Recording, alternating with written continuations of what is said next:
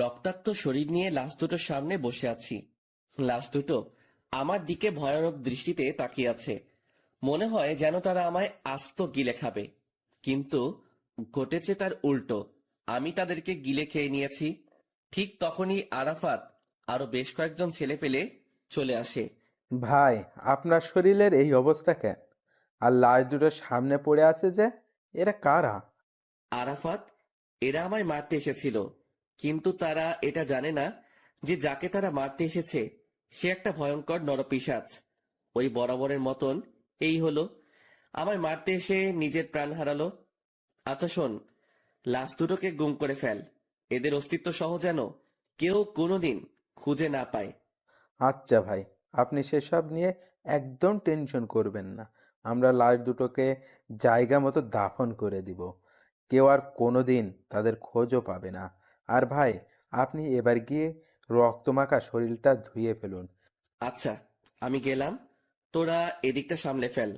তারপর সেখান থেকে বাসায় চলে এলাম। বাসায় এসে ওয়াশরুমে ঢুকে নিজেকে ধুয়ে মুছে হায়না থেকে মানুষের রূপে ফিরিয়ে আনলাম। রাত বাজে 11টা। বাসায় আমি ছাড়া আর কেউ নেই, আর থাকবেই বা কি করে? আমার তো পরিবার বলতে কেউ নেই, তাই একা বাসা নিয়েই থাকি। তারপর ফ্রেশ হয়ে এসে শুয়ে পড়লাম। খাওয়া দাওয়ার কোনো মুড নেই আজকে, কারণ যেদিনই কাউকে দুনিয়া থেকে বিতাড়িত করি সেদিনই খাওয়ার মুড থাকে না, তাই সেভাবেই ঘুমিয়ে পড়লাম। পরের দিন সকালবেলায় ঘুম থেকে উঠে রেডি হয়ে নিলাম, কারণ কলেজে যেতে হবে। ও হ্যাঁ, আমার পরিচয় তো দেওয়াই হয়নি। চলেন কলেজে যেতে যেতে সংক্ষিপ্ত করে পরিচয়টা দিয়ে দেই। আমি আকাশ মাহমুদ, সেটা তো কারোর অজানা নয়। পড়ালেখা অনার্স শেষ বর্ষ। পরিবার বলতে কেউ নেই। ছোটকাল থেকেই এতিমখানায় বড় হয়েছি। বাকি সমস্ত কিছু গল্পের সাথে থাকলে জানতে পারবেন। আপনাদের সাথে কথা বলতে বলতে কলেজে এসে পৌঁছেছি। আমি কলেজের গেট দিয়ে প্রবেশ করতেই সবাই আমাকে দেখে মাথা নিচু করে ফেলে, কারণ তারা সবাই আমাকে ভালো করে চিনে। যে কলেজে ঘাটতেরা কেউ যদি থাকে সেটা হলাম আমি। তাই ভয়ে কেউ কখনো লাগতে আসে না। আর আমি এই পুরো কলেজে নিজের হুকুমত চালাই। আমার মুখের উপরে কথা বলবে এমন কোনো বাপের বেটা জন্ম নেয়নি এই কলেজে। ঠিক তখনই আমার ক্লোজ ফ্রেন্ড মামুনের সাথে দেখা হয়। পুরো কলেজে এই মামুন এই মাত্র একজন ব্যক্তি যে কিনা আমার সবচাইতে কাছের মানুষ। তার সাথেই আমার সমস্ত উঠা বসা। কি রে আকাশ, কখন আসলি? এই তো একটু আগে। তুই? আমি মাত্র এসেছি। আচ্ছা, সকালের মেডিসিন নিয়ে এসিস এখনো? আরে না রে, ঘর থেকে বের হয়ে সোজা কলেজ এসেছি। তুই নিয়েছিস নাকি মেডিসিন? আরে না, আমিও তোর মতন ঘর থেকে বের হয়ে সোজা কলেজেই এসেছি। আচ্ছা দাঁড়া, একজনকে দোকানে পাঠাচ্ছি। ঠিক তখনই পাশ দিয়ে একটা ছেলে হেঁটে যাচ্ছিল। এই এদিকে আয় তো। ছেলেটা আকাশের ডাক শুনে তাড়াতাড়ি আকাশের কাছে আসে। জি ভাইয়া। পকেট থেকে টাকা বের করে ছেলেটার হাতে ধরিয়ে দিলাম। যা তো সামনের দোকান থেকে 2টা বেনসন সিগারেট নিয়ে আয়। ভাইয়া প্লিজ, টাকাটা আপনার কাছে রেখে দিন, আমি আমার টাকা নিয়ে আনতেছি। আরে লাগবে না, তুই টাকাটা নে। ভাইয়া প্লিজ, আপনি টাকাটা রেখে দিলে অনেক খুশি হতাম। আচ্ছা ঠিক আছে, যা। তারপর ছেলেটা সিগারেট আনতে চলে গেল। মামুন এত সময় ধরে এই মেডিসিনের কথাই বলছিল। আচ্ছা বল, কিরকম হালচাল তোর? এই তো দোস্ত তোর। আমার আর কি, ওই একই রকম কাটে দিনকাল। আচ্ছা আকাশ, তোকে তো একটা কথা বলতে ভুলে গেছি। আজ নাকি কলেজে অনার্স প্রথম বর্ষের অ্যাডমিশন পরীক্ষা হবে। সেই বিষয়ে কি তুই কিছু জানিস? হ্যাঁ শুনেছিলাম। যাক, শুনলে তো ভালো। কারণ প্রথম সেকশনের অ্যাডমিশন হলে তো তোদেরকে কলেজের নিয়ম সম্পর্কে অনেক কিছু জানাতে হয়। সিনিয়রদেরকে রেসপেক্ট করার বিষয় সম্পর্কেও তাদেরকে অবগত করতে হয়। মামুন, তুই মনে হয় এখনো সেই পুরোনো দিনে পড়ে আছিস। শোন, তোকে একটা কথা বলি। কলেজে অ্যাডমিশন নিলেই বাকিদের মুখে আমাদের সম্পর্কে জেনে যাবে তারা। নিজেদের নাম ডাক ঢোল বাজিয়ে ওদেরকে জানানোর কোনো প্রয়োজন নেই। হ্যাঁ, ঠিক বলেছিস। আসলে জিনিসটা আমার মাথায় ঘুরপাক খাচ্ছিল। কারণ গতবার নেতা মুজিবের ছোট ভাই এইসব নিয়ে কত ঝামেলাই না করলো। থাক, বাদ দে এখন ওসব কথা। ছোট ভাই সিগারেট নিয়ে এসেছে। এই যে ভাইয়া, আপনাদের সিগারেট। ধন্যবাদ ভাইয়া তোকে। আচ্ছা, কোনো সমস্যা হচ্ছে তোর কলেজে? ভাইয়া, একটা ছেলের সাথে একটা কথা নিয়ে বাড়াবাড়ি হয়েছে। সে আমাকে মারার হুমকি দিছিল। কোন ডিপার্টমেন্টের সে? আমাদের ডিপার্টমেন্টের। এখন সোজা গিয়ে ওরে বলবি আকাশ ভাই তোরে ডাকতেছে, ওরে সাথে নিয়ে তুই সহ এখানে আসবি। আচ্ছা ভাইয়া। আমি আর মামুন বসে বসে আড্ডা দিচ্ছি। একটু পর ছেলেটা তার ডিপার্টমেন্টের ছেলেটাকে সঙ্গে করে নিয়ে আসে আমার কাছে। ছেলেটা মাথা নিচু করে দাঁড়ায় আছে। কিরে, তুই নাকি ওরে মারবি বলে হুমকি দিছিস? ছেলেটা চুপচাপ দাঁড়িয়ে আছে আকাশের সামনে। কিরে, কথা বলস না কেন? আমি যে তোকে কিছু জিজ্ঞেস করেছি সেটা কি তোর কানে যায় নাই? ভাই হ্যাঁ দিছিলাম হুমকি। ছেলেটার কথা শুনে রাগ উঠে গেল। আমি কলেজে থাকতে একজন আরেকজনকে মারার হুমকি দেয়? রাগটা আর কন্ট্রোল করতে পারলাম না। ঠাস করে একটা থাপ্পড় বসাই দিলাম ছেলেটার গালে। আজকের পর ওইসব চিন্তা মাথা থেকে ঝেড়ে ফেল। এই ছেলে আমার ছোট ভাইয়ের মতন, ওরে মারা তো দূরের কথা, ওসব নিয়েও যদি ভাবিস তাহলে সোজা উপরের টিকিট কাইটটা হাতে ধরাই দিব। ভাই আমার ভুল হয়ে গিয়েছে, আজকের পর কোনোদিন ওর সাথে ভেজাল করব না। শুধু ওর সাথে কেন, কারোর সাথেই করব না। হয়েছে, যা এবার ক্লাসে যা। আর ভাইয়া শোন, এই ছেলে যদি নেক্সট টাইম কোনো ধরনের কোনো কিছু করে তাহলে সোজা আইসা আমারে বলবি।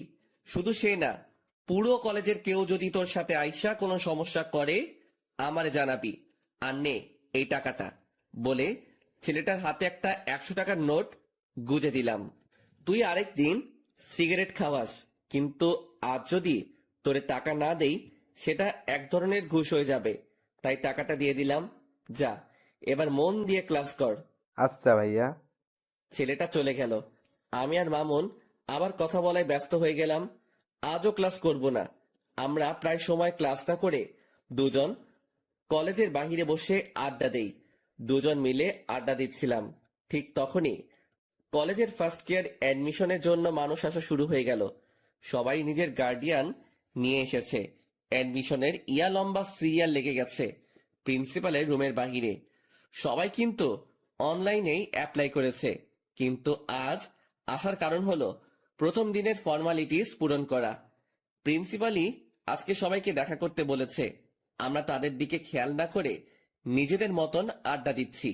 আড্ডা দিতে দিতে হঠাৎই নজর পড়লো একটা মেয়ের দিকে, যে কিনা ধবধবে একটা সাদা জামা পরিধান করে গুটি গুটি পায়ে হেঁটে প্রিন্সিপালের রুমের সামনে গিয়ে দাঁড়ালো, যেখানে সবাই দাঁড়িয়ে অপেক্ষা করছে প্রিন্সিপালের সাথে দেখা করার জন্য।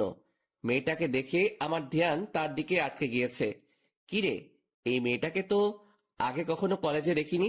নতুন বর্ষে হয়তো অ্যাডমিশন নিতে এসেছে সে, কিন্তু তার গার্ডিয়ান কোথায়? সবাই নিজের গার্ডিয়ান নিয়ে এসেছে, কিন্তু সে একাই কেন এলো? হাজারটা প্রশ্ন ঘুরপাক খাচ্ছে মেয়েটাকে নিয়ে। তখনই মামুন আমায় ধাক্কা দিল হাত দিয়ে। কিরে, কোন দুনিয়ায় হারিয়ে গেলি? দোস্ত, দেখ তো মেয়েটাকে। হ্যাঁ সুন্দর আছে রে মামা।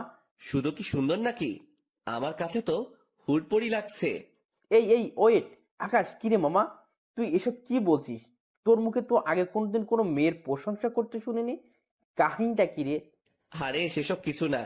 আর তাছাড়া সুন্দর মানুষ তো সুন্দর বলে প্রশংসা করবে না তো কি করব? মামা, আমায় কাহিনী শিখাতেই শোনা। পানি আমিও গুলে খেতে পারি। দূর বেটা। আচ্ছা ছাড় এখন সব কথা। আচ্ছা যা ছেড়ে দিলাম, কিন্তু একটা কথা না বললেই নয়, যে মেয়েটাকে কিন্তু তোর সাথে হেব্বি মানাবে। সত্যি বলছিস? হ্যাঁ। তাহলে ধরে নে এটাই তোর ভাবি। এই তো মামা, এতদিন পর লাইন এসেছিস। চল তো মেয়েটার কাছে। তারপর মামুনকে নিয়ে মেয়েটার কাছে চলে গেলাম। এই যে তুমি একা কেন? আর তোমার মা বাবা কই? আসলে আমি তো শহরে নতুন উঠেছি কাজিনের বাসায়। আমার মা বাবা তো এখানে থাকে না, তাই একাই এসেছি। আচ্ছা ঠিক আছে। এই মামুন, তুই ওকে সবার আগে স্যারের রুমে ঢোকার ব্যবস্থা কর। মামুন আকাশের কথা মতন সেই মেয়েটাকে সবার আগে স্যারের সাথে দেখা করতে পাঠিয়ে দিল। আর তারা দুজন এই বাহিরে দাঁড়িয়ে আছে। কিন্তু হঠাৎ এই প্রিন্সিপালের রুম থেকে চেঁচামেচির আওয়াজ কানে আসে। আর তার একটু পরে সেই মেয়েটা কান্না করতে করতে বেরিয়ে আসে। আকাশ মেয়েটাকে কান্না করতে দেখে অবাক হয়ে যায় আর বলে, এই মেয়ে, কান্না করছো কেন? আসলে স্যার আমায় ঝাড়ি দিয়ে বের করে দিয়েছে, মা বাবা নিয়ে না আসায়। কি? এই মামুন চল তো। এই মেয়ে, তুমি চলো আমার সাথে। কোনো কথা বলা ছাড়াই মেয়েটার হাত চেপে ধরে তাকে নিয়ে প্রিন্সিপাল স্যারের রুমে ঢুকে পড়লাম। প্রিন্সিপাল স্যার আমায় দেখে বলল, কি হয়েছে আকাশ? হঠাৎ এমন তেড়ে ফুঁড়ে আমার রুমে প্রবেশ করলে যে? স্যার, এই মেয়েটাকে ঝাড়ি কেন দিছেন আপনি? মেয়েটা তার মা বাবা নিয়ে আসেনি তাই? ওর সমস্ত কিছু ওকে করেন। ওর গার্জিয়ান আমি। আকাশ, কি সব বলছো তুমি? কি কথা একবার বললে কানে শুনতে পান না মনে হয়? না কানের পর্দা পরিষ্কার করার ব্যবস্থা করব? আকাশ, তুমি এমন বেয়াদবের মতো আচরণ কেন করছো? প্রিন্সিপালের কথাটা শুনে মেজাজ খারাপ হয়ে গেল। আর আমার একবার মেজাজ খারাপ বা রাগ উঠলে শরীর নিজের কন্ট্রোলের বাহিরে চলে যায়। হুট করে গিয়েই প্রিন্সিপালের কলার চেপে ধরলাম। এই বেটা স্যার, এই মেয়ের সমস্ত কিছু ওকে কর, না হয় তোকেই আমি ওকে করে দিব। মনে রাখবি, এই মেয়ে আমার কিছু লাগে। আকাশের কথা শুনে প্রিন্সিপাল স্যার ঘাবড়ে যায়। আর তার থেকে বড় কথা, আকাশের রাগ দেখে মেয়েটা আকাশের হাত ভয়ে পিছন থেকে চেপে ধরে। আচ্ছা আচ্ছা, করছি আমি। প্লিজ তুমি আমার কলারটা ছেড়ে দাও। ঠিক আছে, আজকের মতন বেঁচে গেলি। তবে হ্যাঁ, একটা কথা, মেয়েটার যাতে কোনো রকমের সমস্যা না হয় এই কলেজে, তাহলে কিন্তু বেয়াদবির লিমিট আমি পার করে দিব। না না, মেয়েটার কোনো সমস্যা হবে না কলেজে। মেয়েটাও আকাশকে ছেড়ে দেয়। হ্যাঁ, চললাম আমি। আর এই মেয়ে, তোমার নামটা কি জানো? আমার নাম দিয়া। মাশাল্লাহ, অনেক সুন্দর নাম। তোমার সমস্ত কিছু স্যার ওকে করে দিবে। তুমি কাজ শেষ করে একটু বাহিরে এসে দেখা করো আমার সাথে। আচ্ছা। আমি আর মামুন বাহিরে চলে আসলাম। তার একটু পরই মেয়েটা কাজ শেষ করে বাহিরে আসলো। তাকে ইশারা করে আমার কাছে আসতে বললাম। সে আমার কাছে আসতেই কেমন যেন একটা পাগল করা স্মেল নাকে ভেসে আসলো। সাথে সাথে মেয়েটাকে টান দিয়ে নিজের কাছে নিয়ে আসলাম আর হুট করে তার কপালে একটা চুমু এঁকে দিলাম। এই দৃশ্য দেখে মেয়েটা আর মামুন দুজনেই হা করে তাকিয়ে আছে আমার দিকে। আমি আর মামুন বাহিরে চলে আসলাম। তার একটু পরই মেয়েটা কাজ শেষ করে বাহিরে আসলো। তাকে ইশারা করে আমার কাছে আসতে বললাম। সে আমার কাছে আসতেই কেমন যেন একটা পাগল করা স্মেল নাকে ভেসে আসলো। সাথে সাথে মেয়েটাকে টান দিয়ে নিজের কাছে নিয়ে আসলাম আর হুট করে তার কপালে একটা চুমু এঁকে দিলাম। এই দৃশ্য দেখে মেয়েটা আর মামুন দুজনেই হা করে তাকিয়ে আছে আমার দিকে। লজ্জায় পড়ে গেলাম দুজনের সামনে। আরে আকাশ, টেনশন নিস না, আমি কিছুই দেখিনি। মামুনের কথা না হয় বাদ দিলাম, কিন্তু মেয়েটাকে কি বলবো এখন আমি? তাও কিছু তো একটা বলতে হবে। আসলে দিয়া, সরি, আমি কোনো একটা মোহে পড়ে গিয়েছিলাম। দিয়া আকাশের কথার কোনো উত্তর না দিয়ে চুপচাপ দাঁড়িয়ে আছে। দিয়া, তুমি কি রাগ করলে? না, রাগ করিনি। তাহলে ঠিক আছে, দেখে আমার পাশে বসো। দিয়া আমার কথা মতন আমার পাশে এসে বসলো। আমার ভিতরে কিছু একটা প্রবল গতিতে দৌড়াদৌড়ি করছে, কিন্তু কি সেটা বুঝে উঠতে পারছি না। তবে ভিতরে যত কিছুই হোক না কেন, উপরে আমি পুরোপুরি ফিট। আচ্ছা দিয়া, তোমার বাসা কোথায়? আমার বাসা গ্রামে। আমি পড়াশোনার জন্য আমার এক আত্মীয়ের বাসায় উঠেছি। ও, যাক ভালোই। তবে শোনো, কলেজে কোনো ঝামেলা হলে আমায় জানাবে। না হয় আমার নাম বললেই সব ঝামেলা মিটে যাবে। কিন্তু তুমি আমার নাম জানো তো? জি, জানি। আপনার নাম আকাশ। প্রিন্সিপাল স্যার তখন আপনার নাম বলায় জেনেছি। হ্যাঁ, আমার নাম আকাশ। আচ্ছা স্যার কবে থেকে কলেজে আসতে বলেছে? আগামীকাল থেকে। ঠিক আছে, সময় মতো চলে এসো। আর আমার নাম্বারটা দিচ্ছি, কোনো সময় দরকার হলে আমায় ফোন করো। আচ্ছা, এবার কি আমি যাব? হ্যাঁ, যাও। মেয়েটা আমার থেকে নাম্বারটা নিয়ে সোজা চলে গেল। আমি মেয়েটা চলে যাওয়ার দিকে এক নজরে তাকিয়ে আছি, কিন্তু অবাক করা বিষয় ঘটলো যখনই আমি মামুনের দিকে তাকালাম। তখন মামুন আমার দিকে চোখ পাকিয়ে তাকিয়ে আছে। কিরে মামুন, আবার কি হলো? আকাশ, মেয়েটা এই অল্প সময়ের মাঝেই তোর ভিতরে শক্ত করে গেঁথে গিয়েছে মনে হচ্ছে। জানি না রে কিছু আমি। না জানিস বললে তো আর হয় না, কারণ নিজের চোখেই সব দেখলাম। যেই ছেলে কোনোদিন কোনো মেয়েকে পাত্তা দেয় না, সে আজকে একটা মেয়েকে চুমু পর্যন্ত খেয়ে ফেলেছে। শুধু তাই নয়, মেয়েটার ভালো মন্দের খোঁজ নেওয়া হচ্ছে আবার। আরে মামুন, কি শুরু করলি বলতো? হ্যাঁ, সত্যি বললেই মানুষ চেতে যায়। থাক, আর কিছু বলবো না। হ্যাঁ, তুই আর কিছু না বলাই ভালো। মামুন চুপ হয়ে গেল। আর তখনই পকেটে থাকা ফোনটা বেজে ওঠে। ফোনটা হাতে নিয়ে দেখি ছোট ভাই আরাফাতের ফোন। সাথে সাথে ফোনটা রিসিভ করলাম। কিরে, হঠাৎ এই সময় ফোন দিলি যে? কিছু হয়েছে নাকি? না ভাই, তেমন কিছু না, তবে বিশাল একটা জিনিস হাতে লেগেছে। কি? ভাই, যেই ছেলেগুলো আপনাকে মারতে এসেছে তারা মাস্তান নামক একটা গ্যাংয়ের ছেলেপেলে। কিন্তু অবাক করা বিষয় হলো, কেউ তাদেরকে হায়ার করেছে আপনাকে মারার জন্য। আর যে হায়ার করেছে সে একটা মেয়ে। আমি সেই মেয়েটা সম্পর্কে খোঁজ লাগিয়েছি, কিন্তু কোনো খবরেই বের করতে পারিনি। তবু এইটুকু বের করতে পেরেছি, মেয়েটা নাকি অনেক বড় মাফিয়া, যার ধরাছোঁয়ার কাছে যেতে হলেও নাকি 1000 বছর লেগে যাবে। আরাফাতের মুখে এসব কথা শুনে থতমত খেয়ে গেলাম। হঠাৎ একটা মেয়ে আমায় মারার জন্য উঠে পড়ে কেন লেগেছে? আমি তো কারোর তেমন কোনো ক্ষতি করিনি। আচ্ছা ঠিক আছে, আমি দেখছি সেসব বিষয় নিয়ে। আচ্ছা ভাই। হুম। আর ওইদিকে ছেলেপেলের কি খবর? হ্যাঁ ভাই, ভালোই। যাক, ভালো হলেই ভালো। আচ্ছা শোন, এখন ফোনটা রাখলাম, পরে কথা বলবো। নে তোর সাথে আমি। তারপর ফোনটা রেখে দিলাম। ফোন রাখতেই মামুন জিজ্ঞেস করলো, কি রে, কি হয়েছে রে? আরে আরাফাত খবর দিল আমায় যে ছেলেগুলো মারতে এসেছিল তাদেরকে নাকি কে কন্টাক্ট দিয়েছে, আর যে কন্টাক্ট দিয়েছে সে নাকি একটা মেয়ে। কি সাংঘাতিক ব্যাপার বাপরে! আচ্ছা বাদ দে এখন ওসব কথা, আর চল এখান থেকে যাওয়া যাক। হ্যাঁ চল, আমিও বাসায় যাব। তারপর দুজন সেখান থেকে উঠে গেলাম। দুজনেই দুজনের বাসার জন্য রওনা হয়েছি। দেখতে দেখতে বাসায় পৌঁছে গেলাম। বাসায় এসে কিছু কাপড় চোপড় অপরিষ্কার ছিল, সেসব ধুয়ে মুছে শুকাতে দিলাম। তারপর খেয়ে দিয়ে ঘুমিয়ে পড়লাম। বিকেল বেলায় ঘুম থেকে উঠে কাপড়গুলো এনে লন্ড্রিতে পাঠিয়ে দিলাম। এমন টুকিটাকি কাজ করতে করতে দিনটা কেটে গেল। পরের দিন সকালবেলায় ঘুম থেকে উঠে রেডি হয়ে কলেজের উদ্দেশ্যে রওনা হব। তখনই থানার ওসি ফোন দিল আমায়। আকাশ ভাই, আপনি একটু আর্জেন্ট থানায় এসে দেখা করুন। আপনার সাথে জরুরি কিছু কথা ছিল। আচ্ছা স্যার, আজকে কলেজ শেষ, তাই আবার বাসায় ঢুকে ব্যাগটা রেখে ঘরটা তালা দিয়ে বের হয়ে গেলাম। তারপর সোজা থানার পথে রওনা হলাম। হঠাৎই মাথায় এলো দিয়া আজ কলেজে আসবে, আর আজকেই তার প্রথম দিন। তাড়াতাড়ি মামুনকে ফোন দিলাম। হ্যাঁ দোস্ত বল। আজ হয়তো কলেজে আসা হবে না, তুই একটু দিয়াকে দেখে শুনে রাখিস, কারণ আজকে তার প্রথম দিন, তার যাতে কোনো ধরনের কোনো সমস্যা না হয়। আচ্ছা তুই সেসব নিয়ে চিন্তা করিস না, আমি কলেজের সামনেই আছি, আমি সবটা দেখছি। মামুনের সাথে কথা বলে আকাশ ফোন রেখে দেয়। আকাশ থানার উদ্দেশ্যে রওনা হয়, আর এদিকে মামুন দিয়ার জন্য অপেক্ষা করছে। দিয়া আসতেই মামুন তাকে কলেজের ভিতর দিয়ে আসে, আর সবাইকে কড়াভাবে বলে দেয় যে দিয়াকে যেন কেউ কোনো ধরনের বিরক্ত না করে, কারণ সে আকাশের কলিজা। মামুনের মুখে এমন কথা শুনে সবাই অবাক হয়ে যায়, কারণ তারা কেউ মামুনকে চিনেই না। তখন মামুন আবার বলে, কথাটা একবার বলেছি, এই একবারে যেন সবার কানে ঢোকে, না হয় পরের বার শোনার জন্য কেউ আর সেই অবস্থাতে থাকবে না। মামুনের কথায় সবাই বিষয়টাকে নিজের ভিতরে ফিট করে নেয় যে এই মেয়েকে কোনো রকম প্যারা দিলে জীবন হারাতে হবে, কারণ যেই ছেলে পুরো ক্লাসের সামনে এমন উঁচু গলায় কথা বলতে পারে সে মানুষও খুন করতে পারবে। অন্যদিকে মামুন তাদের বলে ক্লাস থেকে বের হয়ে যায়।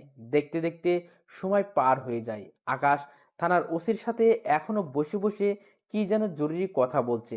ঠিক তখনই দিয়ার নাম্বার থেকে আকাশের কাছে ফোন আসে।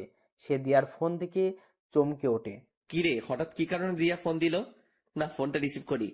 ফোনটা রিসিভ করতে অপর পাশ থেকে দিয়ার কান্নার আওয়াজ ভেসে আসলো। ফোনের অপর পাশ থেকে দিয়ার কান্নার আওয়াজ শুনে কলিজাটা মোচড় দিয়ে ওঠে। এই দিয়া, কি হয়েছে? আপনি কোথায়? তাড়াতাড়ি কলেজে আসেন, আমার আপনাকে প্রয়োজন। আচ্ছা আসছি, কিন্তু কি হয়েছে সেটা তো বলবে। ব্রেকের সময় আমি কলেজ থেকে একটু বের হয়েছিলাম, তখনই হুট করে কোথা থেকে যেন একটা ছেলে আসে আর আমার সাথে অসভ্যতামি শুরু করে। শুধু তাই নয়, সেখানে একটা ছেলে আমার ওড়নায় টান দিয়ে ধরে বলে আমার শরীর নাকি তার চাই। দিয়ার মুখে এই সমস্ত কথা শুনে পায়ের রক্ত মাথায় উঠে যায়। সাথে সাথে ওসির সামনে থেকে উঠে হাঁটা দিলাম। আকাশ ভাই, কোথায় যাচ্ছেন আপনি? স্যার, আমার একটা জরুরি কাজ পড়ে গেছে, আমি আপনার সাথে পরে কথা বলবো এই বিষয়ে। সাথে সাথে ওসি স্যারের সেখান থেকে বের হয়ে জলদি কলেজের উদ্দেশ্যে রওনা হলাম। আর যেতে যেতে মামুনকে ফোন দিলাম। হ্যালো মামুন। আরে আকাশ, আমি এখনই তোকে ফোন দিতাম। দিয়াকে নাকি কিছু ছেলে উত্ত্যক্ত করছে কলেজের বাইরে। তো তুই কোথায় ছিলি? আরে তুই তো জানিসই, এই যে তুই কলেজে না থাকলে আমার ভালো লাগে না, তাই আমি দিয়াকে তার ক্লাসে ঢুকে দিয়ে সবাইকে তার বিষয়ে বলে দিয়েছি। পরে আমি কলেজ থেকে বের হয়ে যাই, আর কলেজ থেকে বের হওয়ার আগে একটা ছোট ভাইকে বলেও দিয়েছে এসেছিলাম যাতে করে দিয়ার কোনো সমস্যা না হয়, আর সেই আমাকে ফোন দিয়ে সেই সব ছেলের কথা বলল। আচ্ছা, তুই যেখানে আছিস না কেন তাড়াতাড়ি কলেজে আয়, আমিও আসছি। তারপর ফোনটা রেখে দিয়ে সোজা কলেজে। কলেজে পৌঁছাতে দেখি মামুনও গাড়ি থেকে নামছে মাত্র। তাড়াতাড়ি গাড়ি থেকে নেমে মামুনকে নিয়ে কলেজের ভিতরে চলে গেলাম। ঠিক তখনই মামুনের ঠিক করা সেই ছোট্ট ভাইটা এসে বলল, ভাইয়া, ছেলেগুলো নাকি আপুর সাথে অনেক অসভ্যতম করেছে। তুই চিনিস সেই ছেলেগুলোকে? আসলে ভাইয়া, আমি তখন সেখানে ছিলাম না, তাই তাদেরকে দেখিনি। আচ্ছা, দিয়া কোথায়? ওই যে ভাইয়া, দিয়া আপু প্রিন্সিপালের রুমে বসে কান্না করছে। আমি এবং প্রিন্সিপাল স্যার অনেকবার আপুকে জিজ্ঞাসা করেছি ছেলেগুলোর ব্যাপারে, কিন্তু আপু কোনো কিছু বলছে না, শুধু বসে বসে কান্না করছেন। মাথার রক্ত পুরো টকবক করছে। তাড়াতাড়ি প্রিন্সিপাল স্যারের রুমে চলে গেলাম। সেখানে গিয়ে দেখি দিয়া বসে বসে কান্না করছে। সে আমাকে দেখতে পেয়ে দৌড়ে এসে আমায় জড়িয়ে ধরে ফুপিয়ে কান্না করে দিল। এই দিয়া, প্লিজ শান্ত হও, আমি এসে গেছি। তুমি কি ওই ছেলেগুলোকে চিনো? দিয়া ফুপাতে ফুপাতে আকাশকে বলে, না, আমি চিনি না। আচ্ছা, শুধু এইটুকু বলো যে ছেলেগুলো তোমার সাথে অমনটা করে কোন দিকে গিয়েছে? তারা আমার সাথে অসভ্যতামি করে কলেজের ভেতরেই ঢুকেছে। দিয়ার কথা শুনে বুঝতে বাকি রইল না যে ছেলেগুলো আমার কলেজের এই ছেলে পেলে।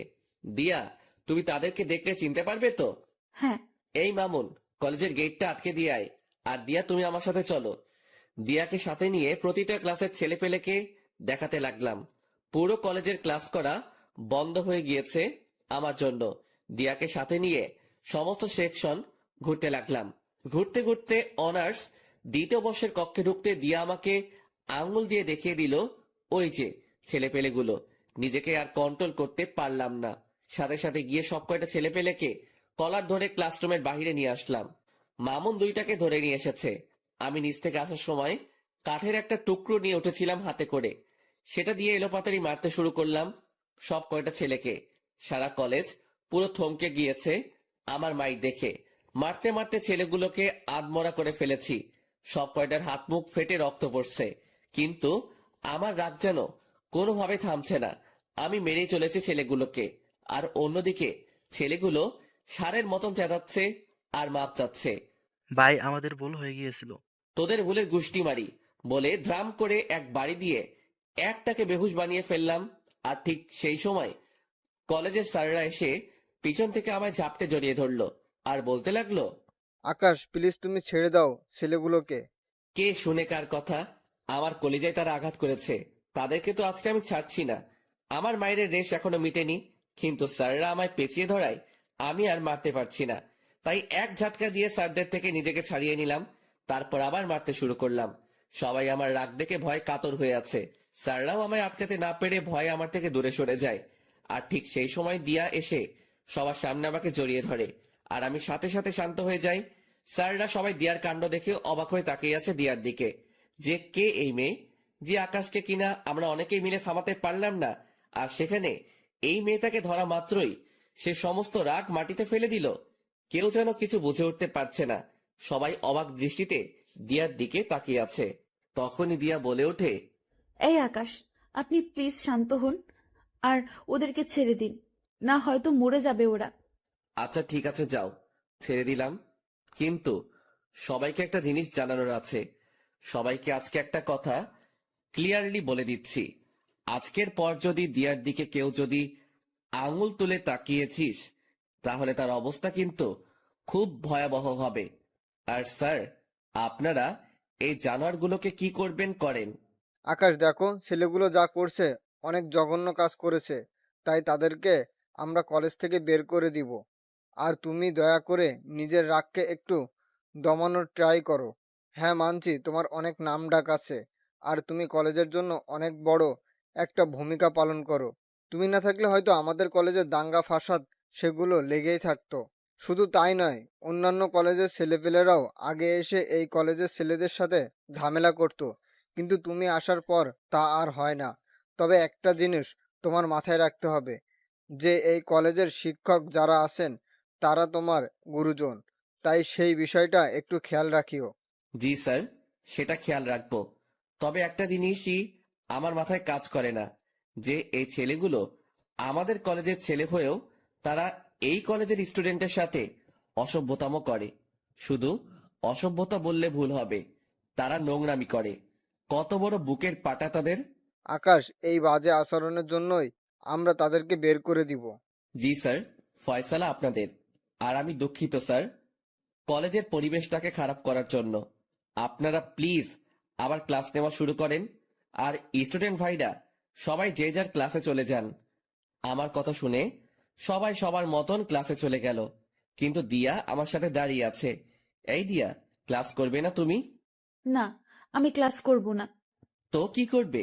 আপনার সাথে থাকবো আর গল্প করব। আচ্ছা ঠিক আছে। তারপর দিয়াকে নিয়ে নিচে চলে গেলাম। নিচে বলতে আমি আর মামুন রোজ যেখানে বসে আড্ডা দেই সেখানে নিয়ে গেলাম দিয়াকে। দিয়া আমার কাঁধে মাথা রেখে চুপচাপ আমার পাশে বসে আছে। আমার ভিতরে কেমন যেন এক ধরনের তুফান বইছে। একটু আগে দিয়ার জন্য ছেলেগুলোকে কি মারটাই না মারলাম, নিজেকে প্রেমিক পুরুষ মনে হচ্ছে। তবে যাই হই হব, আগে মেডিসিন খেয়ে নেই। মামুন, সিগারেট দে তো, থাকলে একটা। এখন সিগারেট খাবি তুই? হ্যাঁ, কোনো সমস্যা? না, এই নে সিগারেট, আর আমি একটু আসছি। মামুন পকেট থেকে সিগারেট বের করে দিয়ে কোথায় জানি গেল, আর আমি সেটা হাতে নিয়ে জ্বালিয়ে টানতে শুরু করলাম। কিন্তু হঠাৎই লক্ষ্য করলাম দিয়া আমার ঘাড়ে নিজের উষ্ণ ঠোঁটের জোড়া দিয়ে স্পর্শ করছে। দিয়ার এমন আচরণ দেখে কাঁপাকাঁপি শুরু হয়ে গেল আমার, কারণ এই জীবনের প্রথম কেউ আমার শরীরে স্পর্শ করেছে। সে এবার আমার কাঁপুনি আরো বাড়িয়ে দিল। সে এবার আমার ঘাড়ে চুমু খাওয়া আরম্ভ করে। দিয়া, কি করছো? আপনার সিগারেটের ধোঁয়ায় আমার অনেক সমস্যা হচ্ছে, তাই সমস্যা দূর করতে আমি ওই কাজ করছি। মানে কি দিয়া? মানে হলো, আপনার ওই সিগারেটের ধোঁয়া আমাকে যন্ত্রণা দিচ্ছে, তাই আমি সেই যন্ত্রণা থেকে মুক্তি পেতে আপনার ঘাড়ে স্পর্শ করছি। এতে করে আপনার শরীরের স্মেলটা নাকে আসছে, আর সিগারেটের ধোঁয়াটা তার মতন হাওয়ায় ভেসে ভেসে চলে যাচ্ছে। দিয়ার কথা শুনে হা হয়ে গেলাম। মেয়েটা সত্যি আসলে আস্ত একটা পাগলি। তাড়াতাড়ি সিগারেটটা হাত থেকে ফেলে দিয়ে দু হাত দিয়ে তাকে জড়িয়ে ধরলাম। সেও আমায় জড়িয়ে ধরেছে নিজের হাত দুটো দিয়ে।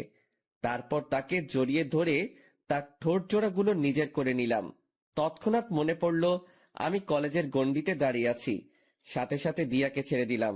আর ঠিক সেই সময় মামুন আমাদের দিকেই আসে। কিরে, কোথায় গিয়েছিলি?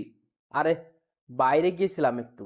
আচ্ছা শোন না, নতুন যারা অ্যাডমিশন নিয়েছে সেখান থেকে একটা মেয়েকে আমার বেশ ভালো লেগেছে রে। এই যে দেখ, দূর থেকে মেয়েটার একটা ছবিও তুলে এনেছি। কই দেখি, দেখা। মামুন ফোনটা এগিয়ে দিয়ে সেই মেয়েটাকে দেখাচ্ছে। বাহ, মাশাআল্লাহ, সুন্দর তো মেয়েটা। দোস্ত, এখন কি করবো বলতো? কি করবি আর? ভালো লাগলে প্রপোজ করবি। কি বলছিস এসব? তো কি করবি তুই? তোর কি অন্য কোনো প্ল্যান আছে নাকি? আরে না না, দূর। তাহলে যেটা বলেছি সেটাই কর। আর তবে আগে একটু ভালো করে দেখে শুনে নে, পরে গিয়ে প্রপোজ করিস। আর দরকার হয় দিয়া তোকে সাহায্য করবে এই বিষয়ে। আমাকে তো দেখালেন না মেয়েটাকে, তাহলে কিভাবে সাহায্য করব? আচ্ছা নাও দেখো তুমি। মামুন ফোনটা এগিয়ে দিয়ে মেয়েটার পিকটা দিয়াকে দেখালো। সে মেয়েটাকে দেখে থতমত খেয়ে যায়, আর আকাশ জিনিসটা লক্ষ্য করে। কি হয়েছে দিয়া? না না, কিছু না। তো মুখের বুলি বন্ধ হয়ে গেল কেন? কই মুখের বুলি বন্ধ হয়েছে আমার? আমার তো দিব্যি কথা বলছি। আচ্ছা, তাহলে বলো, মেয়েটা কেমন দেখতে, আর মামুনের সাথে মানাবে কিনা? মোটামুটি সুন্দরী। আর মামুন ভাইয়ের সাথে মানাবে বলতে রং ঠং দেখে তো মনে হচ্ছে মানাবে, কিন্তু পরে কি হয় কে জানে। পরে কি হবে মানে, বুঝলাম না। আরে আমি বলতে চেয়েছি যে মেয়েটার কোনো রিলেশন টিলেশন আছে কিনা, সেসব নিয়ে জেনে শুনে এগোতে। ও হ্যাঁ, মামুন, তুই সেসব বিষয় জেনে এগোবি। আচ্ছা। আচ্ছা চল, এবার উঠা যাক। আর দিয়া, এবার বাসার দিকে যাওয়া দরকার। হ্যাঁ, আমিও চলে যাব। ঠিক আছে চলো, তোমায় গাড়িতে উঠিয়ে দিয়ে আসছি। তারপর দিয়াকে গাড়িতে উঠিয়ে দিয়ে আমি বাসায় চলে আসলাম। মামুনও চলে গেল। আমি গাড়ি থেকে নামতেই দেখি বাসার সামনে কয়েকজন ছেলে পেলে দাঁড়িয়ে আছে। ছেলেগুলোকে দেখে মনের মধ্যে একটা বাড়ি খেলো। কিরে, ছেলেগুলো কারা? না, গিয়ে দেখি। আর একটু সামনে যেতেই দেখতে পেলাম আরাফাত ঘরের দরজায় বসে আছে। সে আমাকে দেখতে পেয়ে উঠে দাঁড়িয়ে গেল। কিরে, হঠাৎ তুই এখানে? আর ছেলেপেলেগুলো কে? ভাই, একটা জিনিস দেখাতে এসেছি আপনাকে। আর ছেলেগুলো আমাদের দলেরই ছেলেপিলে, কিছুদিন আগে আমাদের গ্রুপে জয়েন হয়েছে। ও আচ্ছা, কি দেখাবি দেখি, দেখা। আরাফাত পকেট থেকে ফোন বের করে আকাশের হাতে দিয়ে বলে, ভাই, ছবিটা দেখেন। এই ছবির মেয়েটাই নাকি সেই মাফিয়া মেয়েটা, যে আপনাকে মারার জন্য ছেলেগুলোকে সুপারি দিয়েছিল। আরাফাতের হাত থেকে ফোনটা নিয়ে ছবিটার দিকে তাকাতেই বড় সড়ো একটা শক খেলাম। ও আল্লাহ, কি করে সম্ভব এটা? এটা তো সেই মেয়ে যাকে মামুন পছন্দ করে, যার ছবি সে আমাকে আর দিয়াকে দেখিয়েছিল। আরাফাত, তুই কি শিওর এটাই সেই মেয়ে?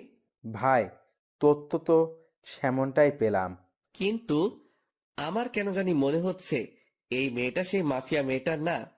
তবে আমার সন্দেহের তালিকা থেকেও বের করতে পারছি না, কারণ এই মেয়ের পিক মামুন এনে দেখালো, আবার সেই মেয়ের সাথেই মাফিয়া মেয়েটার সংযুক্ত। সবকিছুই কেমন যেন গোলমাল পাকিয়ে যাচ্ছে।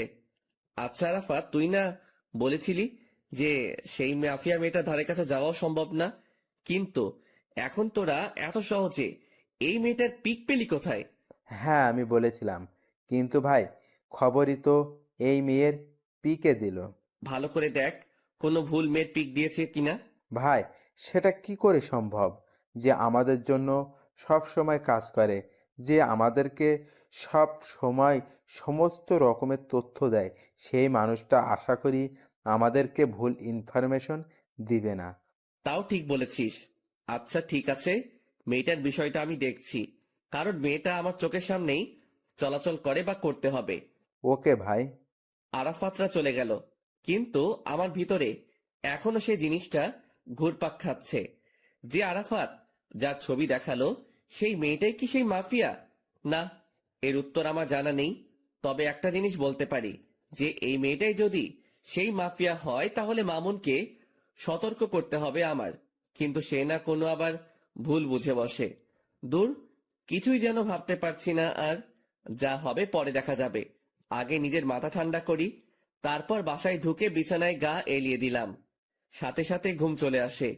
গোসল, খাওয়া দাওয়া সমস্ত কিছুই রসাতলে গিয়েছে। এক ঘুমে বিকাল হয়ে গেল। ঘুম থেকে উঠে ফ্রেশ হয়ে নিলাম, তারপর গায়ে শার্ট লাগিয়ে বাসা থেকে বের হয়ে গেলাম। আর বের হওয়ার সময় মামুনকে ফোন দিয়ে পার্কে আসতে বললাম। তারপর আমি বাসা থেকে বের হয়ে সোজা পার্কে চলে গেলাম। সেখানে গিয়ে দেখি মামুন আগে থেকেই হাজির। কি রে, তুই কখন এলি? আরে একটু আগেই আসলাম। আচ্ছা মামুন, তোর যে মেয়েটাকে ভালো লেগেছে, তার সম্পর্কে কিছু জানিস কি? আরে না, তেমন কিছু জানি না, তবে তার নাম আর তার বিষয়ে টুকটাক কিছু জানতে পেরেছি। মেয়েটার নাম হলো ফাহা, আর সে নাকি অনেক চুপচাপ স্বভাবের একটা মানুষ। কোনো ছেলের সাথে নাকি সে মিশে না। আর তার এই জিনিসটাই আমার সবচাইতে বেশি ভালো লেগেছে। তার নামটা যেমন সুন্দর, তার চাল চলনও তেমন সুন্দর। আমার যে করেই হোক ফাহাকে চাই, ওকেই আমি নিজের বউ বানাবো। মামুনের কথা শুনে কিছু বলার মতন ভাষা খুঁজে পাচ্ছি না, কারণ ওর বিষয়ে যা জানি তা মামুনকে বললে তার মন খারাপ হয়ে যাবে। আর তাছাড়া সে আমায় ভুলও বুঝতে পারে, যে তার ভালো আমার সহ্য হয় না। না, ওকে এখন কিচ্ছুই বলা যাবে না, কারণ এখনো পুরোপুরি শিওর না যে সেই মেয়েকে। আগে আরো পাকাপোক্ত ভাবে শিওর হয়ে নেই, পরে না হয় মামুনকে জানাবো। আচ্ছা শোন, যাই করিস না কেন ভেবে চিন্তে করবি। হ্যাঁ, সেটা তো করবই। আচ্ছা চল, চা বা কফি কিছু খাওয়া যাক। হ্যাঁ, চল। মামুনের সাথে একটা কফি শপে গেলাম। পরে সেখানে বসে কফি খেতে খেতে অনেকটা সময় আড্ডা দিলাম। পরে ঘরে চলে এসেছি। তারপর নিত্যদিনের ন্যায় সেদিনটাও কাটিয়ে দিলাম ঘরের মাঝে। পরের দিন সকালবেলা ঘুম থেকে উঠে কলেজে চলে গেলাম। আজ নিয়ত করেছি ক্লাস করব, তাই সেই মোতাবেক ব্যাগে বই নিয়ে কলেজে এসেছি। ঠিক তখনই মামুনের দেখানো সেই মেয়েটা আমার চোখের সামনে দিয়ে হেঁটে তার ক্লাসরুমে চলে গেল। আমি তার দিকে বাঁকা চোখে তাকিয়ে আছি, দেখছি কোন রকম কিছু চোখে পড়ে কিনা, কিন্তু কিছুই পড়ল না। তবে একটা জিনিস নোটিশে করেছি, মেয়েটা কেমন যেন স্বাভাবিক না। মানুষ হাঁটাচলা করলে আশেপাশে একটু হলেও দেখে, কিন্তু তার নজর ছিল একদম মাটির দিকে। মেয়েটাকে নিয়ে মনের ভিতরে একটা কৌতূহল জাগলো, তাকে নিয়েই ভাবছিলাম। ঠিক তখনই দিয়া এসে আমাকে হাতের আঙ্গুল দিয়ে খোঁচা দেয়। এই যে মশাই, কি করছেন? আর এত গভীর মনোযোগ দিয়ে কি ভাবছিলেন? হুম? আরে না, তেমন কিছু না, এমনি দাঁড়িয়ে আছি। আচ্ছা তুমি কখন এলে? এই তো এক্ষুনি। আপনি? আমি একটু আগে এসেছি। আচ্ছা শোনো, তোমায় একটা দায়িত্ব দিলে সেটা পালন করতে পারবে? কি দায়িত্ব? তুমি মামুনের পছন্দ করা মেয়েটার দিকে নজর রাখো তো, যে সে কি করে বা তার আচার আচরণ কেমন। হঠাৎ ওই মেয়েকে নিয়ে আপনার চিন্তার মাত্রা বাড়লো কেন শুনি? আরে, মামুন আসলে মেয়েটাকে অনেক ভালোবেসে ফেলেছে, তাই তার বিষয়ে একটু ভালো মন্দ জানার জন্য তোমায় বললাম আর কি। কারণ আমি চাই না আমার বন্ধু কোনো খারাপ মেয়ের সাথে রিলেশনে যাক। আরে, সে তো খারাপ না। মানে, তার বিষয়ে তুমি কি করে জানলে? আসলে হয়েছে যে মেয়েটার চলাচল দেখে খারাপ মনে হয়নি, সেটা বলতে চেয়েছিলাম। দিয়ার কথা শুনে কেমন যেন একটা খটকা লাগলো। আচ্ছা, তাও খবর নাও। আর এখন গিয়ে সোজা ক্লাসে মন দিবে। আর একটা কথা, আমি যেন কখনো তোমায় কোনো ছেলের সাথে হাসি ঠাট্টা করে কথা বলতে না দেখি। বারে, হাসি ঠাট্টা করলে কি হবে? কারণ তুই খালি আমার সাথে হাসি ঠাট্টা করবি। কেন? আমি আপনার সাথে কেন হাসি ঠাট্টা করতে যাব? কারণ তুই আমার। ইস, আমায় কি নিজের নামে রেজিস্ট্রি করে রেখেছেন নাকি? মেয়েটার কথা শুনে মেজাজটা খারাপ হওয়ার উপক্রম হচ্ছে। হ্যাঁ, তোকে আমি নিজের নামে রেজিস্ট্রি করে নিয়েছি, আর এখনো করব বলে এক টান দিয়ে দিয়াকে নিজের বাহুডরে নিয়ে নিলাম। তারপর তার সমস্ত মুখমণ্ডলে চুমু খেতে লাগলাম। চুমু খেতে খেতে তার ঠোঁটে এসে আটকিয়েছি। হঠাৎই সে আমার থেকে নিজেকে ছাড়িয়ে নিল। আই, পাগল হয়ে গেছেন আপনি? মানুষের সামনে এমন আচরণ কেউ করে? আমি করি, কারণ তুই খালি আমার। আচ্ছা ঠিক আছে, আমি না হয় আপনার, কিন্তু মানুষজন দেখলে কি ভাববে বলুন তো? কে কি ভাববে সেসব নিয়ে আমার কোনো মাথা ব্যথা নাই। আমার মাথা ব্যথা হচ্ছে তোমাকে নিয়ে। তুমি কোনো ঝামেলা না করলেই হয়। আচ্ছা হয়েছে, এবার পাগলামো বন্ধ করুন। আর আমি কোনো ঝামেলা টামেলাতে নেই। আর ঝামেলা করতে চাইলেও তো করতে পারবো না, কারণ আপনি আমায় আস্ত গিলে খেয়ে ফেলবেন। শুধু গিলে খাবো না, সেদিন একদম জোর করে তোকে নিজের করে নিব। দুনিয়ার মহলে আর আসতে দিব না। বাপ রে বাপ, কি সিরিয়াস টাইপ মানুষ আপনি। হ্যাঁ, আমি অনেক সিরিয়াস। আচ্ছা, এবার ক্লাসে যাও। অনেকটা সময় নষ্ট হয়েছে কথা বলে। তোমার ক্লাসও হয়তো শুরু হয়ে গিয়েছে। ঠিক আছে, যাচ্ছি। দিয়া ক্লাসে চলে গেল, আর অন্যদিকে আমি আমার মতন ক্লাসে চলে এলাম। সবাই আমাকে ক্লাসে দেখে চুপচাপ হয়ে গেল। আমার ক্লাসের স্যার এখনো আসেনি। আমি স্বাভাবিকভাবে একটা টেবিলের উপরে বসে পড়লাম। তার কিছু সময় পর মামুন আসলো। সে এসে আমার পাশে বসলো। দুজন একটু কথা বলে স্যারের জন্য অপেক্ষা করছি। কিছুক্ষণ পর অপেক্ষার প্রহর কাটলো। স্যার ক্লাসে আসলো, এসে ক্লাস নিতে শুরু করলো। আজ অনেক কয়টা ক্লাস করেছি, আর মাত্র 1 ঘন্টা বাকি। এই মামুন, আজকের মতো ক্লাস এখানেই শেষ রে। আজকে আর ক্লাস করব না। আচ্ছা চল, আমিও বেরিয়ে যাব। শেষ ঘন্টা না করে মামুনের সাথে বেরিয়ে গেলাম। ক্লাস থেকে বের হয়ে মামুনকে বললাম, মামুন চল তো, দিয়ার ক্লাস থেকে ঘুরে আসি। হ্যাঁ চল, এই সুযোগে আমি ফাঁকে দেখতে পারবো। মামুনকে নিয়ে দিয়ার ক্লাসে চলে গেলাম। দিয়া আমাকে দেখতেই ক্লাস না করে সকলের সামনে ব্যাগ হাতে নিয়ে চলে গেল। এই দিয়া, ক্লাস করবে না? না, আমি আর ক্লাস করব না। এই মেয়ে, আর 1 ঘন্টা আছে খালি ক্লাস শেষ হতে। ক্লাসটা শেষ করে বের হও একদম। দেয়া হঠাৎ করেই সকলের সামনে চেঁচিয়ে ওঠে। এই যে, আমি বলেছি না যে আমি আর ক্লাস করব না? এই দিয়া, এতটা হাইপার হচ্ছ কেন তুমি? কারণ আমার এখন আর ক্লাস করতে ইচ্ছে করছে না, কিন্তু আপনি আমাকে ক্লাস করতে জোর করছেন, তাই হাইপার হয়েছে। তো কি করবে এখন? কি করব আর? আপনার সাথে বসে বসে ভালো কিছু মুহূর্ত কাটাবো। দিয়ার কথা শুনে ভিতরে লাড্ডু ফুটেছে মতন অবস্থা। আচ্ছা ঠিক আছে, দিয়াকে নিয়ে আমাদের বসার অবস্থানে চলে এলাম। মামুনও আমাদের সাথে এসেছে। দোস্ত, মেয়েটাকে দেখতে পেলি? না রে, তাকে তো ক্লাসের কোথাও দেখিনি। কারণ সে আপনারা আসার 1 ঘন্টা আগে ক্লাস থেকে বেরিয়ে গিয়েছি। ও আচ্ছা, কিন্তু কোথায় গিয়েছে? কে জানে কোথায় গিয়েছে, হয়তো বাসায় যাবে গেলে, না হয়তো কলেজেই থাকবে। কিন্তু তাকে তো আমরা কলেজের বাইরে দেখতে পাইনি। তাহলে হয়তো বাসায় চলে গিয়েছে। হ্যাঁ, সেটাই হবে হয়তো। মামুন ফাহাকে দেখতে না পেয়ে মন খারাপ করে ফেলে। আরে মামুন, তুই মন খারাপ করিস না। ভালোবাসার মানুষ কখনো এত সহজে ধরা দেয় না। দেখবি একসময় তুই ঠিকই তাকে নিজের করে পাবি। জানি না রে, কি আছে কপালে, তবে মেয়েটা আমার কলিজার গেথে গিয়েছে। মামুনকে কি বলে সান্ত্বনা দিব জানি না, তবে মন থেকে খালি দোয়া এটাই করি যে সেই মেয়েটা যেন ভালো হয়, আর মামুনের সাথে যেন তার সমস্ত কিছুই সঠিকভাবে হয়। কিন্তু বর্তমানে মামুনের চেহারাটা পুরো আধার হয়ে আছে। ওকে সান্ত্বনা দেওয়ার মতন ভাষা খুঁজে পাচ্ছি না। তখনই মামুন বলে ওঠে, আকাশ, তোরা থাক, আমি বাসায় চলে গেলাম। আচ্ছা ঠিক আছে, চল আমরাও আজকে বাসায় চলে যাব। কিন্তু শোন, কালকে সেই মেয়েটা কলেজে আসলে আমি তোর বিষয়টা দেখব। তুই ভালো করে জানিস যে আজ পর্যন্ত কোনো কাজে আমি ফেল হইনি।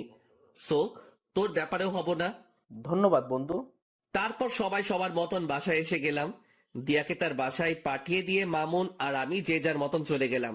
এদিকে আমি বাসায় আসতেই দরজার নিচে একটা খাম চোখে পড়লো। কে যেন একটা খাম আমার দরজার নিচে রেখে গেছে। কৌতূহল করে সেটা হাতে উঠালাম। সেটা হাতে নিয়ে বুঝতে পারলাম খামটার ভিতরে কোনো একটা কিছু আছে। তারপর খামটা খুলতেই দেখি ভাঁজ করা একটা সাদা কাগজ। কৌতূহলটা যেন আরো বেড়ে গেল। কাগজের ভাঁজটা খুলে দেখি কিছু লেখা আছে কাগজটাতে। কোনো কিছু না ভেবে লেখাটা পড়তে শুরু করলাম। আপনি যাকে আপন ভাবছেন সে আপন নয়। মনে রাখবেন, বিকেল বেলায় সূর্য মেঘের আবরণে ঢেকে গেলে পরের সকালে সেই সূর্যই আবার নতুন রূপে আকাশে উদিত হয়। তারপর আর কিছু লেখা নেই। লেখাটা পড়ে আমার ভিতরটা মোচড় দিয়ে উঠল। কারণ লেখাটা আমায় কি ইঙ্গিত করতে চাইছে তা আমি বুঝে ফেলেছি। তাড়াতাড়ি কাগজটা ভাঁজ করে পকেটে রেখে দিলাম। তারপর চাবি দিয়ে দরজা খুলে বাসায় ঢুকে সোফায় গা ছেড়ে দিয়ে বসে পড়লাম। মাথাটা ভো ভো করে ঘুরছে। মনে হচ্ছে যেন নিজের ভিতরেই ঘূর্ণিঝড় বইছে। অনেকটা সময় সোফাতে বসেই কাটিয়ে দিলাম। দেওয়াল ঘড়িটার দিকে নজর পড়তেই দেখি ঘড়ির কাঁটা 2টা ছাড়িয়ে গেছে। তাড়াতাড়ি সোফা ছেড়ে উঠে ফ্রেশ হতে চলে গেলাম। কিছুক্ষণ পর ফ্রেশ হয়ে ওয়াশরুম থেকে ফিরে আসলাম। তারপর খাবার খেতে খেতে মাথায় আসলো আরাফাতের কথা। যেই ভাবা সেই কাজ। তাড়াতাড়ি খাওয়া দাওয়া সেরে আরাফাতকে ফোন লাগিয়েছি। হ্যাঁ ভাই, বলেন। শোনো, আমার কেন জানি মনে হচ্ছে মাফিয়া মেয়েটা আমার খুব নিকটে। তুই সেই মেয়েটা সম্পর্কে একটু ভালো করে জাস্টিফাই কর। আচ্ছা ভাই। তারপর ফোনটা রেখে দিলাম। কিন্তু আমার মনের ভিতরে বাড়ি খাচ্ছে অন্য কিছু নিয়ে। আমার মনে হয় না যে সেই ফাহা মেয়েটাই মাফিয়া। ধুর, এসব নিয়ে আর ভাবতে পারছি না। মাথায় আর চাপ না নিয়ে ঘুমিয়ে পড়লাম। বিকেল বেলায় মামুনের ফোন পেয়ে ঘুমটা ভেঙে গেল। কিরে মামুন, হঠাৎ ফোন দিলি যে? তোর সাথে একটু জরুরি কথা ছিল। তুই এখন কোথায় আছিস? কোথায় থাকবো আবার, বাসায় আছি। আচ্ছা, রেডি হয়ে শপিং মলে চলে আয়। ওকে। তারপর ফোনটা রেখে দিয়ে রেডি হয়ে শপিং মলে চলে গেলাম। সেখানে গিয়ে দেখি মামুন চোখ মুখ কালো করে বসে আছে। কিরে, কি হয়েছে রে? আকাশ, আসলে আমার কাছে একটা মেইল এসেছে। সেখানে কে যেন 2 বাক্যের কিছু একটা লিখে পাঠিয়েছে। কি সেটা? সেখানে লেখা আছে, ভাবিয়া করিবেন কাজ, না হয় হয়ে যাবে দের। আপনি যা হোক সাধারণ ভাবিতেছেন, সে আসলে ভয়ঙ্কর এক রক্তচোষা। এই লেখাটা কে যেন মেইল করেছে। এটার মানে কি আকাশ? মামুনের মেইলের 2 শব্দের বাক্য শুনে ভিতরটা পুরো শুকিয়ে গেছে। কারণ এই 2 শব্দের বাক্যটার অর্থ আমার জানা। মামুন আসলে কেউ একজন আমাদেরকে অনেক সতর্ক করতে চাইছে যে আমরা হয়তো কোনো বড়সড় বিপদে ফাঁসতে চলেছি। তাই কেউ একজন আমাদেরকে আড়াল থেকে বাঁচাতে চাইছে। কি সব বলছিস আকাশ? আমি সত্যিই বলছি, কারণ তোকে মেইল করেছে আর আমাকে দিয়েছে চিঠি। এই সমস্ত কিছুর পিছনে একজন আছে। সে হচ্ছে মাফিয়া মেয়েটা। আর সেই মাফিয়া মেয়েটাই হয়তো আমাদের আশেপাশে ঘুরঘুর করছে আমাদেরকে মারার জন্য। আর আমরা তাকে ভালো মনে করে তার সাথে চলাফেরা করছি।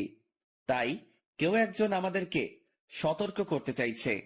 আকাশ, সব কিছুই যেন আমার মাথার উপর দিয়ে যাচ্ছে। আচ্ছা, তুই এসব নিয়ে টেনশন করিস না। তুই শুধু ফাহার বিষয়টা নিয়ে ভাব। বাকি সমস্ত কিছু আমি সামলে নিব। আরে, ওই মাফিয়া মেয়ের মতন কত শত মেয়ে আসছে আর গেছে। কোনো দিন কেউ কোনো ক্ষতি করতে পারেনি, আর পারবেও না। সো খামোখা টেনশন না করাই ভালো। আর যদি কিছু হয় সেটা সময় দেখা যাবে। আকাশ, তাও টেনশন হচ্ছে রে। একদিকে ফাঁকে নিয়ে টেনশন, অন্যদিকে সেই মাফিয়া মেয়েটা। আরে বেটা, কিসের এত টেনশন তোর? হ্যাঁ, আচ্ছা, যা বাদ দিলাম সমস্ত কিছু। এবার কি অর্ডার করব বল। যা খুশি কর। আচ্ছা। মামুন তার নিজের মতন খাবার অর্ডার করলো। তারপর দুজন মিলে খেয়ে দিয়ে অনেকটা সময় আড্ডা দিলাম। রাত বাজে 8টা। তারপর সেখান থেকে দুজন দুজনের মতন চলে এলাম। আমি বাসায় পৌঁছাতেই আরাফাত ফোন দিল। ভাই, অনেক বড় একটা জিনিস বের করেছি। কি?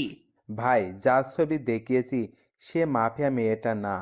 কেউ যেন বুঝে আমাদেরকে গোমরা করার জন্য সেই মেয়ের পিক দিয়েছে। এখানে মাফিয়া মেয়েটা অন্য কেউ। ইন্না লিল্লাহ, যেটা ভেবেছিলাম সেটাই হয়েছে।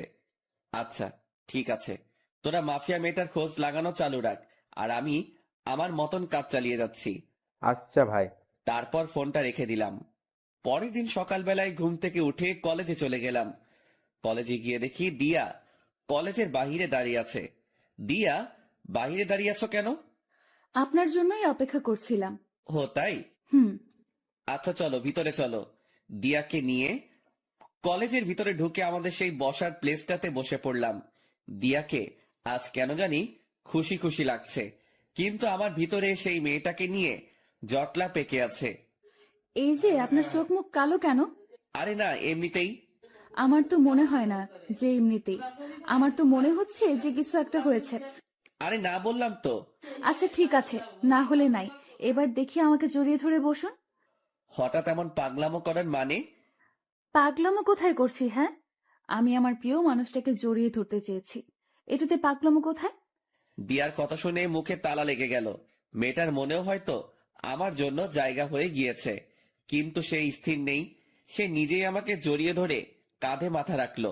ঠিক তখনই দেখি ফাহা নামক মেয়েটা আসছে, আর তার পিছনে পিছনে মামুন। দিয়া, আমায় ছাড়ো তো একটু, আমি ফাহার সাথে একটু কথা বলবো মামুনকে নিয়ে। দিয়া আমার কথা শুনে আমায় ছেড়ে দিল। আমি সেখান থেকে উঠে ফাহার কাছে চলে গেলাম। এই যে ফাহা, তোমার সাথে আমার কিছু কথা আছে। ভাইয়া, আমি জানি আপনি আমায় কি বলবেন, কিন্তু বিশ্বাস করুন, আমার মনের অবস্থা ভালো নেই। কিছু একটা নিয়ে অনেক ঝামেলায় আছি। যদি কিছু মনে না করেন, তাহলে কথাটা কালকে বললে হয় না? ফাহার কথা শুনে থতমত খেয়ে গেলাম। আমি কি বলতে চাইছি সেটা সে জানলো কি করে? মাথায় তো কিছুই খেলছে না। তাও নিজেকে স্বাভাবিক রেখে বললাম, আচ্ছা ঠিক আছে, কালকে বলবো। ধন্যবাদ ভাইয়া। মেয়েটা তারপর চলে গেল, আর তখনই মামুন এসে হাজির। দোস্ত, কি বলবো রে? তেমন কিছুই বলেনি, আর বলবেই বা কি করে? কারণ আমি তোর কথা তো তাকে বলিনি। কারণ তার নাকি আজ মন খারাপ, তাই সে কালকে শুনবে বলেছে আমার কথা। ও আল্লাহ জানে কি রিয়াকশন আছে ওর। মামুন, তুই নিশ্চিন্ত থাক। আর একটা জিনিস আমি লক্ষ্য করেছি, সে কিন্তু তোর বিষয়ে অলরেডি খবর পেয়ে গিয়েছে। কারণ তার হাবভাব দেখে সেটা আমি বুঝে নিয়েছি। সেটা কি করে জানলো? কি করে জেনেছে সেটা আমি জানি না, তবে সে যে জেনেছে সেটা আমি শিওর। আকাশ, এখন কি হবে আল্লাহ জানে। কি হবে আর? সে তোর বউ হবে। আকাশ, তুই ঠাট্টা করছিস এখনো? ঠাট্টা না, সত্যি বললাম। সত্যি হলে তো ভালোই। আচ্ছা চল এবার ক্লাসে যাওয়া যাক। তারপর সবাই সেখান থেকে উঠে যে যার মতন ক্লাসে চলে গেলাম। আজও প্রায় অনেক কয়টা ক্লাস করেছি, তবে শেষের ঘন্টাটা করিনি। শেষের ঘন্টা না করে আমি আর মামুন কলেজের বাহিরে একটা খালি জায়গা আছে, সেখানে দাঁড়িয়ে দাঁড়িয়ে সিগারেট খাচ্ছি।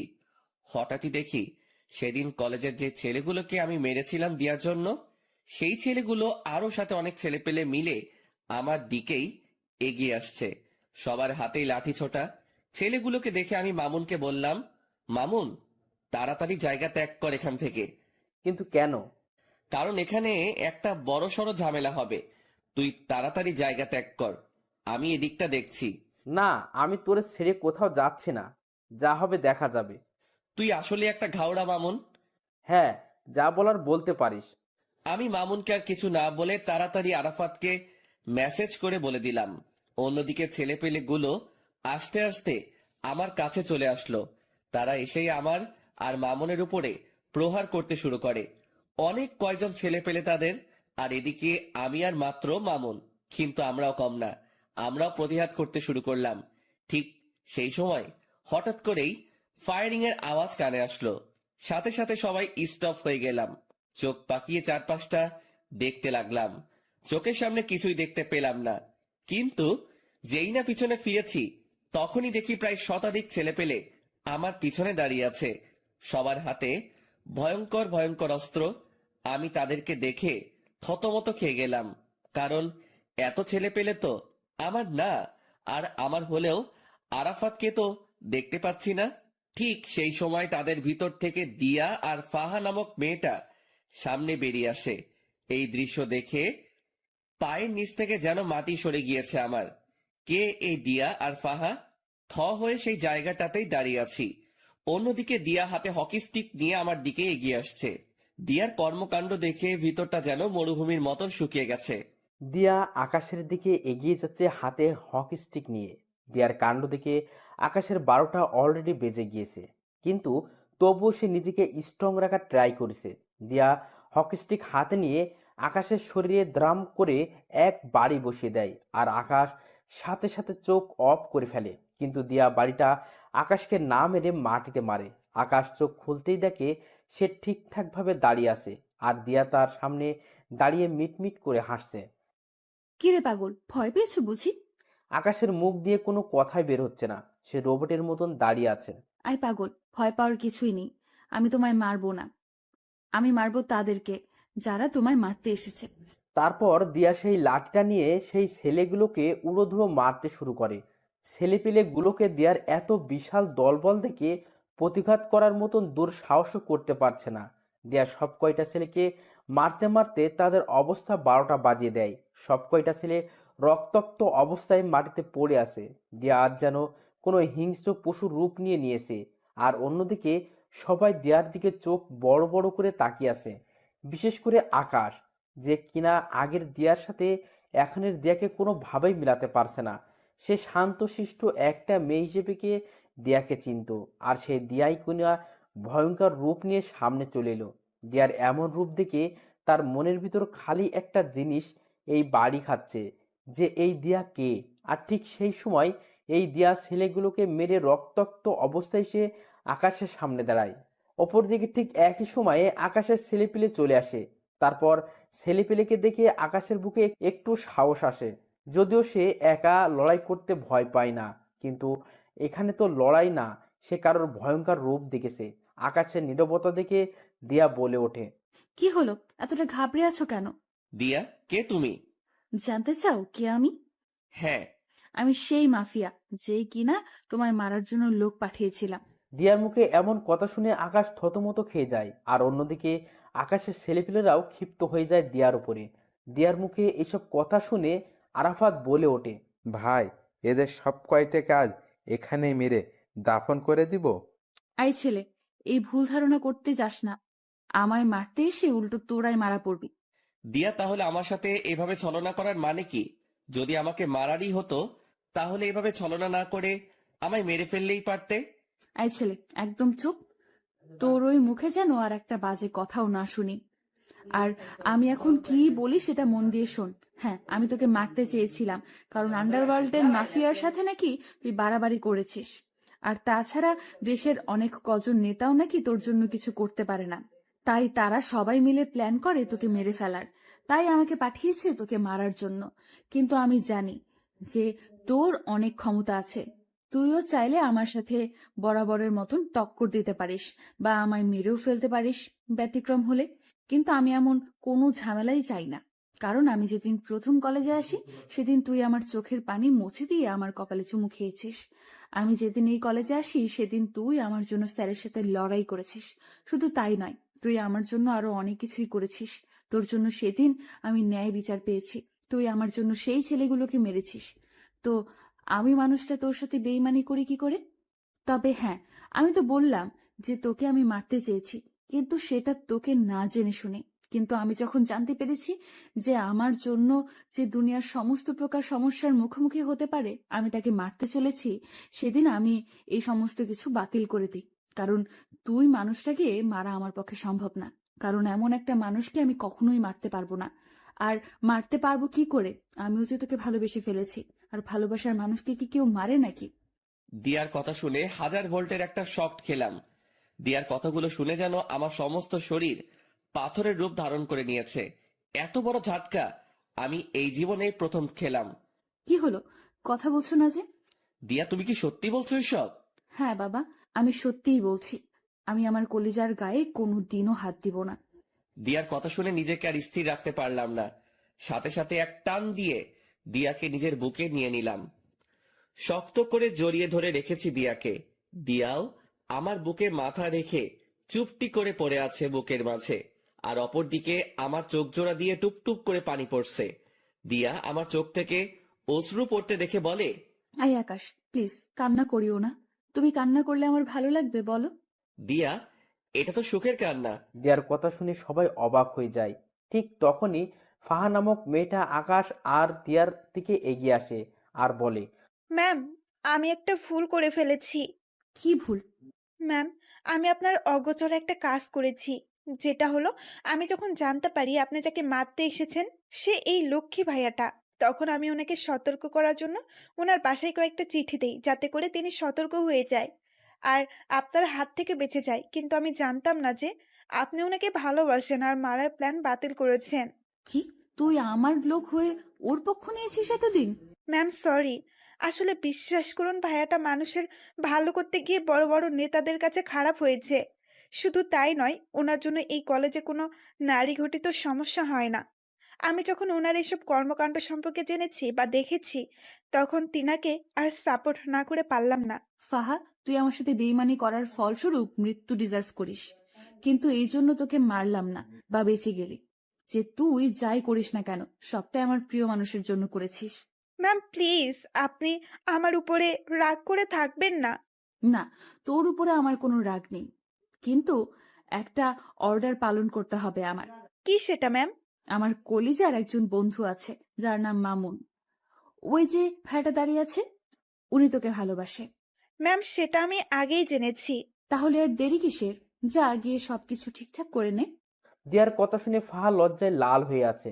এই যে লজ্জা পাওয়ার কিছুই নেই, যা বলেছি গিয়ে সেটা কর। আর আপনারা সবাই যে যার মতন চলে যান।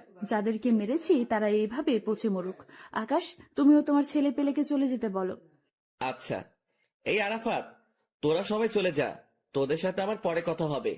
আচ্ছা ভাই। তারপর সবাই সবার মতন চলে যায়। আকাশের ছেলেপিলেরাও চলে যায়। আর অন্যদিকে দিয়ার কথা মতন তার লোকেরাও চলে যায়। আর এদিকে আকাশ দিয়াকে নিয়ে কলেজের ভিতরে প্রবেশ করে। তারপর তাদের বসার স্থানে গিয়ে দুজন মিলে বসে বসে গল্প করতে শুরু করে। এই যে আকাশ সাহেব, আমি না সরি, আপনাকে আমার সমস্ত সত্যি আগেই বলা উচিত ছিল। দিয়ার কথা শুনে আবারও থতমত খেয়ে গেলাম, কারণ মেয়েটা মিনিটে মিনিটে তার রূপ পরিবর্তন করছে। এই দিয়া, তুমি না একটু আগে আমায় তুই আর তুমি বলে ডাকছিলে, কিন্তু হঠাৎ করে আপনিতে চলে আসলে কেন? আরে বলেছি না যে আমি আপনার আগে সেই দিয়া হয়ে যাব, তাই আপনি করে বলছি। এই পাগলি মেয়ে, তার একদম কোনো দরকার নেই। হ্যাঁ, তুমি আগের মতন হয়ে যাও, কিন্তু তুমি বলেই ডাকো, কারণ তোমার মুখে আপনি থেকে তুমি শুনতেই বেশি ভালো লাগে। তাই বুঝি? তাই। আচ্ছা দিয়া, তোমায় একটা কথা বলি। হ্যাঁ বলো। তুমি যে আমায় মারতে এসে মারলে না, এতে কি তোমার ক্ষতি করবে না ওরা, যারা তোমায় আমাকে মারার জন্য ঠিক করেছে? ইস, বললেই হলো নাকি? ওরা কি জানে যে আমার কলিজার কত পাওয়ার? ওরা কি জানে যে আমায় মারতে হলে তাদেরকে বিশাল একটা শক্তিশালী বটগাছ কাটতে হবে, যে বটগাছটা আমাকে ভালোবাসা দিয়ে বেষ্টন করে রেখেছে?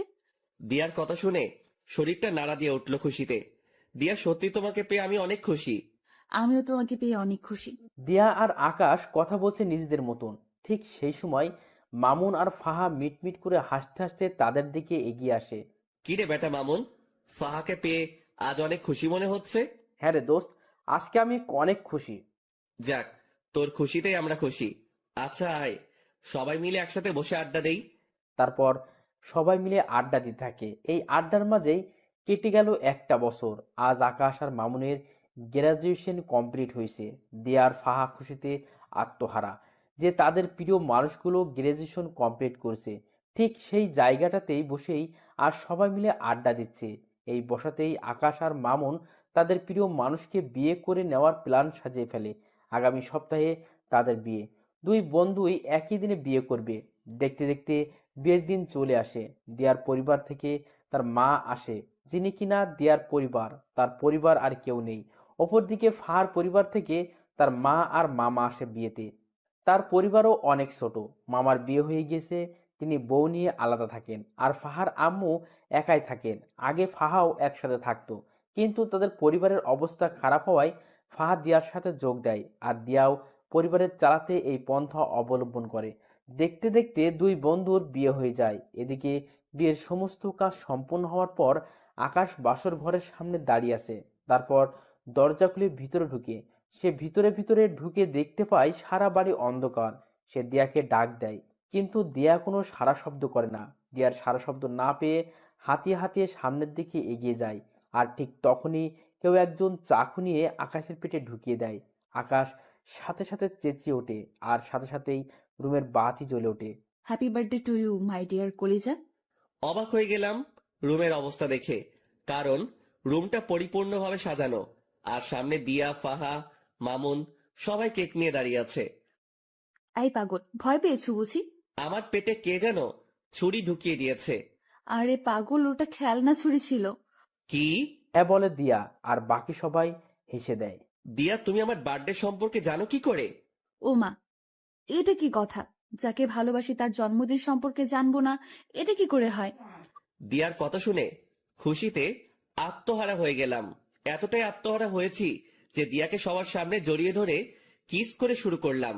আর তখনই মামুন বলে ওঠে, ভাই তুই থাম, আগে আমরা বের হয়ে যাই, কারণ আমাদেরও তো আজকে বাসর ঘর। পরে তুই যা করার করিস। যা ভাগ ফাহাকে নিয়ে। মামুন আর ফাহা তাড়াতাড়ি রুম থেকে বের হয়ে চলে যায়, আর আমি দিয়াকে আদর করতে শুরু করি।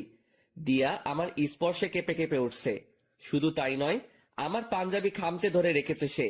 কিন্তু আমি দিয়াকে আদর করা বাদ দিয়ে কোলে উঠিয়ে নিলাম। তারপর তাকে নিয়ে গিয়ে বিছানায় শুইয়ে দিলাম। দিয়া তো লজ্জায় শেষ। সে ভালো করে বুঝতে পেরেছে যে এখন কি ঘটবে তার সাথে, তাই সে লজ্জায় মুখ বালিশে লুকিয়ে রেখেছে। কিন্তু আমার রোমান্টিক পাঠকগুলোর লজ্জা শরম নাই দেখে এখনো হ্যাঁ করে তাকিয়ে আছে সমস্ত কিছু দেখার জন্য। ভাই, এরপর আর কিছুই বলা যাবে না। ভাগেন সবাই। বউ আমার, ইতিহাসও আমি রচনা করব, কিন্তু মাঝে আপনারা এভাবে বাধা দিলে তো ইতিহাস রচনা করতে সমস্যা হবে। তাই বলি কি, এবার সবাই উল্টো রাস্তা ধরে কেটে পড়ুন।